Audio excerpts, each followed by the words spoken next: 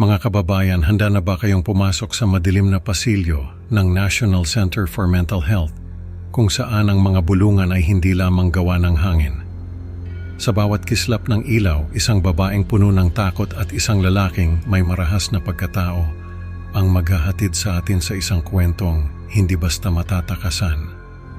Huwag kayong bibitaw dahil sa bawat sulok ng ospital na ito may mga aninong gumagalaw at mga nilalang na nagtatago, naghihintay sa kanilang susunod na biktima. Tara na at alamin natin kung paano ang isang simpleng pagkakadala sa ospital ay magiging simula ng isang walang katapusang bangungot sa mga bulunggan sa Mandaluyong. Sa gitna ng kadiliman, nag-aalala ang mga ilaw ng ambulansyang nagmamadaling pumasok sa bakuran ng National Center for Mental Health sa Mandaluyong. Dala-dala nila si Alexa, ang kanyang mga matay saksi sa takot at kaguluhan ng kanyang isipan. Sa pagdating niya sa ospital, agad na inasikaso ng mga nurse ang kanyang silid. Siguraduhing walang makakapasok na liwanag o anumang bagay na pwedeng magpaalala sa kanya ng takot sa pagtulog.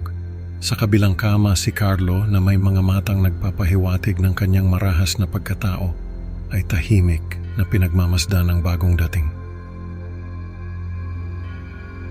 Isang gabi na tanging bulong ng hangin lang ang maririnig sa mahabang pasilyo ng ospital, bigla na lang nagkagulo. Natagpo ang wala ng buhay si Carlo. Ang kanyang katawan ay puno ng mga sugat at pasa na parang gawa ng isang di makataong puwersa. Ang eksena ay nagdulot ng sindak at pagkalito sa lahat. Si Alexa, na ngayon ay nanginginig sa takot at hindi maipaliwanag na pagkalito, ay agad na inilipat sa isang solong kwarto. Ang mga security guard at staff ng ospital ay nagtipon-tipon, nag-uusap kung paano haharapin ang misteryosong kaso ni Carlo. Ano nga ba ang nangyari sa loob ng kwartong iyon? Sa bagong silid ni Alexa, ang mga pader ay pininturahan ng mapusyaw na berde, ngunit sa ilang sulok ay may mga guhit na parang anino na kumikilos kapag walang nakatingin. Sa labas ng kanyang kwarto, ang mga doktor ay nagtatalo kung ano ang tamang gamot at dosis para sa kanya. Ang mga mata ni Alexa, kahit na nasa ilalim ng mabibigat na talukap, ay hindi pa rin nagsasara. Tuwing tinitingnan siya ng mga nurse, may kakaibang pagbabago sa kanyang mga mata. Mga mata na parang may nakikitang iba na hindi kayang makita ng iba. Sa tuwing dadalaw ang mga doktor, si Alexa ay hindi mapakali. Bigla na lang siyang magwawala, sisigaw tungkol sa isang nilalang na iba na nagtatago sa mga anino na nagdudulot ng matinding takot sa mga kawani na nakasaksi sa kanyang pagkabaliw. Ano nga ba ang misteryong ito na unti-unting bumabalot sa ospital? Anong nilalang ang kanyang nakikita na hindi kayang makita ng iba? Ang bawat bulong at sigaw ni Alexa ay nagdadala ng kilabot sa puso ng bawat isa sa ospital. Sa kabila ng mahigpit na utos na panatilihin ang ilaw sa buong pasilidad, may mga pagkakataong ang mga kawani ay napapabayaan ito na nagdudulot ng madilim na mga sulok kung saan ang takot ay madaling maghasik. Isang gabi, ang mga ilaw sa hallway ay biglang namatay at ang mga staff ay nagtatakbuhan upang ayusin ang problema. Ngunit sa pagbabalik ng ilaw, natagpuan nilang nakahandusay si Dr. Reyes. Ang kanyang mukha ay bakas ng matinding takot at labanan. Ang mga kawani ay nagtipon, nanginginig at nagtatanong kung ano ang nangyari. Habang ang mga pulis ay dumating upang mag-imbestiga, ang kanilang mga flashlight ay naglalakbay sa mga pasilyo na para bang may hinahanap na hindi makita ng mata. Anong misteryo ang bumabalot sa pagkamatay ni Dr. Reyes? Ano ang hindi nakikita ng kanilang mga mata? Si Nurse Gabriel na dating masigla at puno ng pag-asa, ngayon ay unti-unting nagbabago ang kanyang kilos, ang kanyang mga mata ay nagiging malamlam at tila ba may hinahabol na hindi nakikita ng iba. Sa mga oras ng kanyang duty, si Gabriel ay nagsimulang magsalita ng mga bagay na wala sa konteksto, na parang may kausap na hindi nakikita ng ibang staff. na nagdudulot ng kaba sa mga kasamahan niya sa trabaho. Hindi nagtagal, ang kalagayan ni Gabriel ay tuluyan ng bumagsak at siya ay naging pasyente na rin na kinakailangang alagaan ng mga dati niyang katrabaho habang siya ay nagdurusa sa parehong mga guni-guni at takot na dati nararanasan ni Alexa. Paano haharapin ng mga staff ang pagbabagong ito kay Gabriel? At ano ang kahihinatnan ng kanilang kapwa ngayong isa na siyang pasyente rin? Abangan ang susunod na kabanata, kung saan ang takot ay lalo pang kakalat at ang mga lihim ay mananatiling nakakubli sa dilim ng ospital.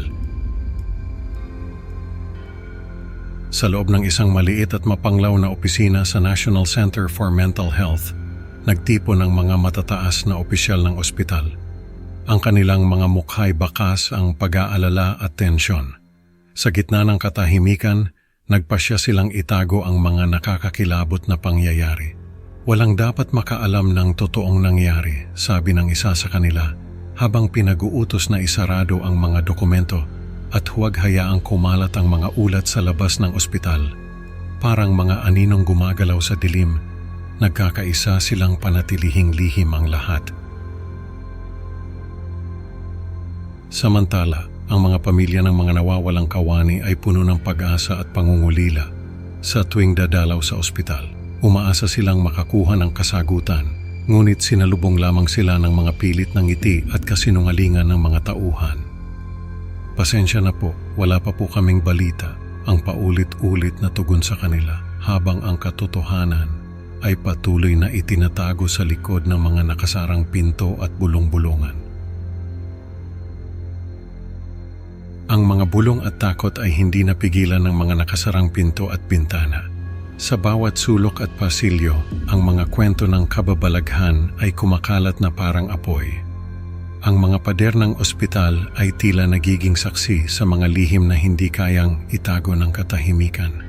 Kahit anong pilit na pagtatakip, ang katotohanan ay unti-unting lumalabas sa mga siwang ng ospital. Sa paglipas ng mga araw, ang mga pasyente at kawani ay hindi na rin nakaligtas sa kawalan ng pag-asa at mga guni-guni na dati kinatatakutan nila.